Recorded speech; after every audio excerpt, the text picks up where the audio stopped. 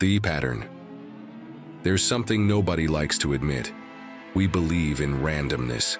We believe things happen by chance, that life is chaotic, disorganized, without purpose. But what if it wasn't? What if everything, absolutely everything, was connected in a way our rational mind simply can't process? This is the story of a woman who began to notice a pattern, and once she saw it, she could never ignore it again. She always knew what she wanted to be when she grew up. Not a doctor, not a lawyer, not any of those ambitious professions children learn to desire. She wanted to be a mother, simple as that. It was her only goal, her reason for existing. Whenever she could, always, she found a baby to care for. Neighbor's kid, relative's child, didn't matter. If there was a child nearby, she had that child in her arms. She married young, at 16. Didn't even wait a year to get pregnant. At 17, her first daughter was born, her Pearl, the first of 5 children she would have throughout her life. Everything was perfect, her dream unfolding exactly as she'd planned it. But life, as always, had other plans. When her youngest daughter turned 1, the marriage collapsed. There was no dramatic betrayal, no spectacular violence, just incompatibility. He wanted to run. She wanted to stay. He wanted to explore. She wanted to deepen. They were simply 2 different people. She kept the 3 daughters. He moved on to another college, another job, another life. But nothing bad. They learned over time to coexist. For the sake of the daughters, for responsibility. She moved forward too. 13 years of waiting. 13 years of focusing on her daughters, on being a mother, on making her dream work. Then she married again. This time it was different. This time it was right. She had 2 sons with this husband, 2 boys. The family was complete. 5 children, a marriage that worked, a stable life. It seemed like everything had finally settled down. In April, she received a job offer. Her youngest son was already going to school. She had time. She had reasons to work. She had the desire to do something new. She did the interview, got approved. Everything was aligning perfectly. She came home radiant. Her husband was happy for her. Her daughters supported her. It seemed like the next natural step in life. She went to gather the documents. She had a huge folder. Documents for 7 people, after all. She was the organized mother. Everything filed away perfectly. But when she opened the folder, 1 document was missing. Her work permit had disappeared. She searched everywhere, in the drawer, behind the dresser, inside the closet. Even asked her husband to look. Nothing. It was as if the document had simply evaporated. As if someone, or something, had removed it on purpose. She thought, when something is meant to be ours, everything happens at the right time. She decided to get a new document the next day. But that single delay, that missing document, would trigger a series of events she never could have imagined. She arrived at the Ministry of Labor line very early. The woman who helped her looked at her documentation with a strange expression. "You got married, separated, and married again, is that right?" "Yes," she answered. "Why?" "Nothing, it's just, I'll need to verify." There was something wrong with the records, something the clerk couldn't quite explain, a pattern in the documents that didn't fit exactly as it should. She needed a new document, but there was a problem. Her certificate from her previous marriage was over 10 years old. It was outdated. Another delay. Another complication. She'd need to go to the registry office. Another day, another wait. Friday came, and she still hadn't gotten all the documents. On Monday, she went to get the certificate at the registry office. The woman who helped her pulled out 4 different books, leafed through one, then another, then another. There was confusion in the records. Finally, she handed over the certificate. When she got home, she simply stored it inside the folder with the other documents. Didn't check it, didn't look carefully, just stored it away.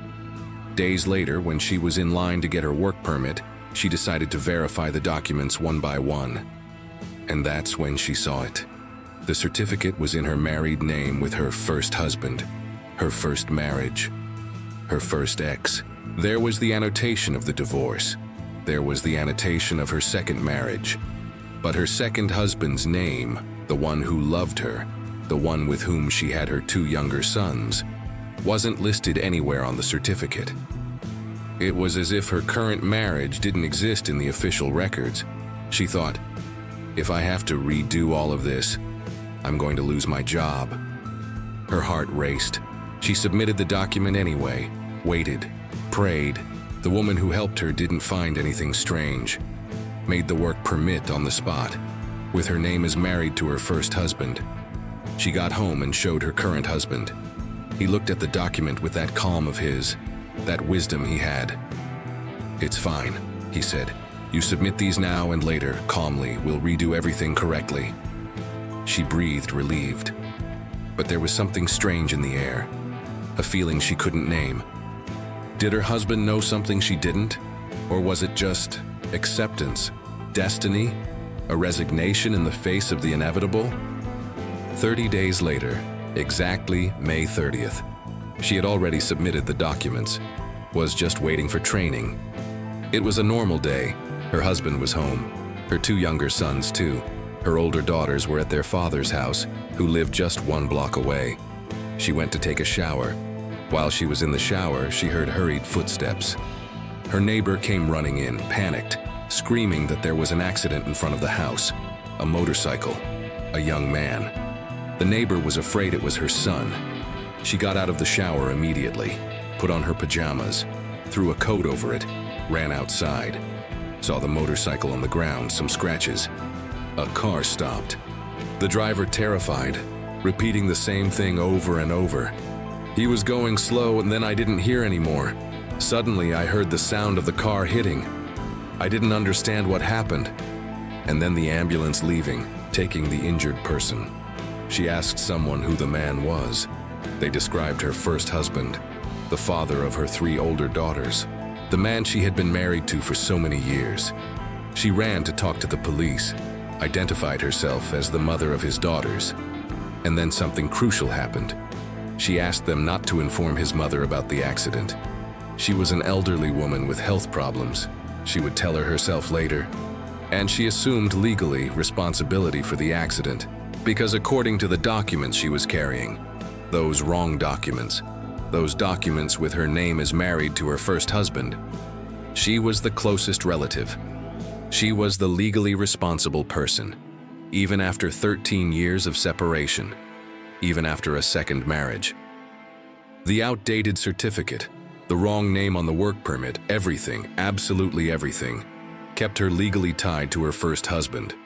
And at that exact moment, when that legal connection was absolutely crucial, she was there. With the right documents, or wrong ones depending on how you looked at it. Her oldest daughter, the one who had always been strong, that rock, came running.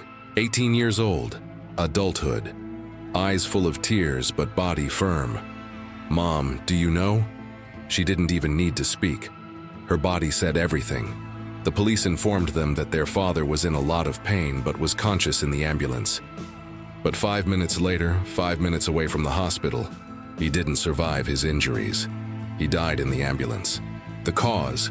A sudden collapse, a seizure. He fell off the motorcycle and fell directly in front of a car. The driver didn't have time to brake, wasn't at fault. It wasn't his accident. It was something else. She held her daughter as she received the news. Her daughter, even devastated, maintained her strength, worried about her grandmother, worried about the others. What a woman she became in a second. Hours later, when everything finally settled, when the papers were closed, when the motorcycle was released, she stood in the street, looking back, and she saw a shoe, her daughter's father's shoe, left forgotten on the asphalt. A neighbor approached her. "You know," he said, "he started his adult life on this street, and he ended here. It's like he wanted to tell you something." The words stayed with her, reverberating. In the months that followed, she began to think about everything. The documents disappearing, the records getting mixed up, the certificate in her first husband's name, the work permit with the wrong name, and all of this happening exactly when it needed to be that way so she could be the legal guardian. So she could be in the right place at the right time. So she could take care of her daughter. so she could be with the grandmother, so she could be there when everything collapsed. If a single one of those documents had been correct, she wouldn't have had the legal authority to act at that moment. If the work permit hadn't disappeared, she wouldn't have been stuck in government office lines. Stuck, but not too busy to be there when she needed to be. Everything fit together perfectly. We call it coincidence, luck, chance, destiny. But there are too many patterns, too many links, too many alignments to be chance. Because the uncomfortable truth is that we don't control anything.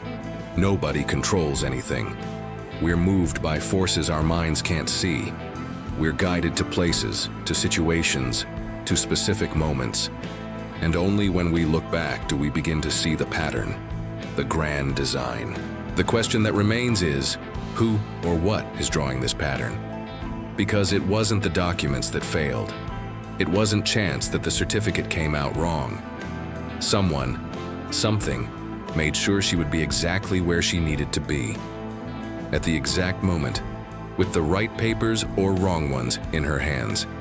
And now she knows there's a pattern, and she'll never be able to ignore it again. If you felt the weight of this story, share it with someone who questions reality. Follow for more tales that reveal what hides beneath the surface of everyday life.